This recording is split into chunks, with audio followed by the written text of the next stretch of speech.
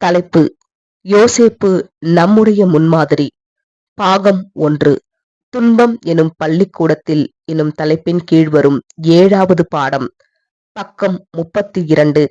Reprint number 1268. பாடத்தின் தலைப்பு: இவையெல்லாம் தேவனாலே உண்டாகியிருக்கிறது. 2 பத்திகள் மட்டும். யோசேப்பினுடைய அனுபவங்கள்.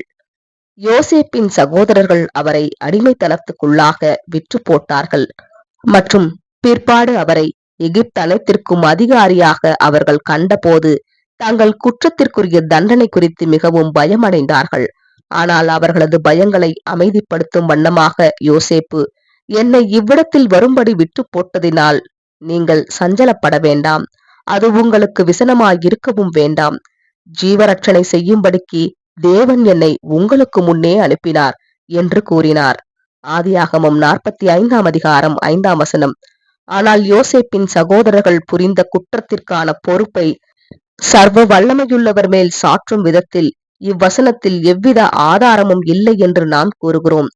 பரிசுத்த ஆவியினால் நிறைந்து ஸ்தேவான் அவர்கள் செய்த காரியம் தேவனால் ஏவப்படாமல் மாறாக அவர்களது பொறாமையினாலேயே ஏவப்பட்டது என்று குறிப்பிடுகின்றனர். அப்போஸ்தலர் 7ஆம் அதிகாரம் 9ஆம் வசனம். மற்றும் இப்படி ஸ்தேவான் குறிப்பிட்ட காரியமானது யாக்கோப்பு 1ஆம் அதிகாரம் 13-16ஆம் வசனங்களுக்கு முழு இசைவுடன் காணப்படுகின்றது. அப்படியானால் யோசேப்பு பேசினதில் தவறுள்ளது என்ற முடிவிற்கு நாம் வரலாமா? இல்லை. யோசேப்பும் ஸ்தேவானும் 2 பேரும் கூறினவைகள் சரியே. யோசேப்பின் சகோதரர்கள் பொறாமையினால் நிறைந்திருந்தார்கள் மற்றும் யோசேப்பை கொன்று போடுவதற்கு முன்பே திட்டமிட்டிருந்தார்கள். ஆனால் அவர்களில் ஒருவருடைய மனதில் பயம் கிரியை புரிய தேவன் பண்ணினார் மற்றும் அந்த ஒருவர் கொடுத்திட்ட ஆலோசனையின் பேரில் பொறாமை கொண்டிருந்த அந்த சகோதரர்கள் வேறு வழிமுறையை தெரிவு செய்து யோசேப்பை அடிமையாக விற்று போட்டனர். இப்படியாக பார்க்கையில் தேவனுடைய பங்கானது எந்த விதத்திலும் யோசேப்பினுடைய சகோதரர்களின் நல்லது கெட்டதுமான நடத்தை சார்ந்த பொறுப்பினை மாற்றிவிடவில்லை. அதே சமயம் தீமையான எண்ணத்தையும் உருவாக்கி கொடுக்கவும் இல்லை. அது தீமையான எண்ணத்தை வேறொரு திசையில் திருப்பி மாத்திரமே விட்டது. அதாவது யோசேப்பை கொன்று போடுவதற்கு பதிலாக அவரை விற்று போட செய்தது. இப்படி நிகழ்வது என்பது அவருடைய ஊழியக்காரனாகிய யோசேப்பு தொடர்புடையதான தேவனுடைய திட்டத்திற்கு எதிராகவும் காணப்பட போவதில்லை.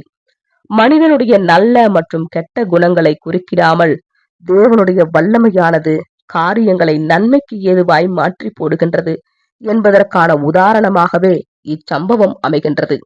இப்படியாகவே யோசேப்பினுடைய காரியங்கள் அனைத்திலும் நடைபெற்றது.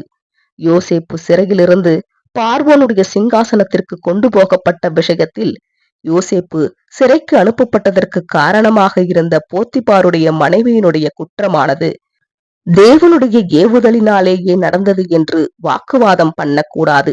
மாறாக போத்திபாருடைய மனைவியும் யோசேப்பினுடைய பொறாமை கொண்ட சகோதரர்களும் இல்லாமலேயே யோசேப்பை எகிப்தினுடைய சிங்காசனத்தினிடத்திற்கு தேவனால் பல 100 வழிகளில் கொண்டு வர முடியும்.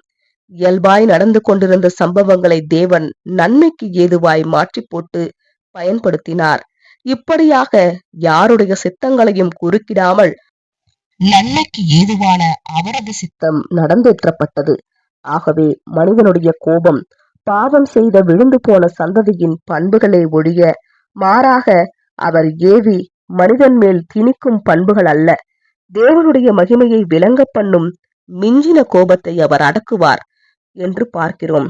தேவனுக்கும் அவரது பிள்ளைகளுக்கும் எதிரான தீமையான மனிதர்களுடைய முயற்சிகள் அனைத்தும் தேவனால் நன்மைக்கு ஏதுவாய் மாற்றி போடப்பட்டுள்ளது என்றும் அவரை அன்பு கூர்ந்து அவருக்கு ஊழியம் புரிகிறவர்களை சில விதங்களில் பரீட்சிப்பதற்கு அல்லது வேறு ஆசீர்வாதங்களை வழங்கிடுவதற்கு தேவனால் பயன்படுத்தப்பட்டுள்ளது என்றும் எதிர்காலத்தில் அனைவருக்கும் தெளிவாய் வெளிப்படும் மற்றும் அவரது ஞானம் மற்றும் நற்பண்புகளை வெளிப்படுத்துவதன் மூலம் தற்காலத்தில் உள்ள மனிதனுடைய கோபமானது அப்போது தேவனுடைய மகிமையை விளங்க பண்ணும். ஆமேன்.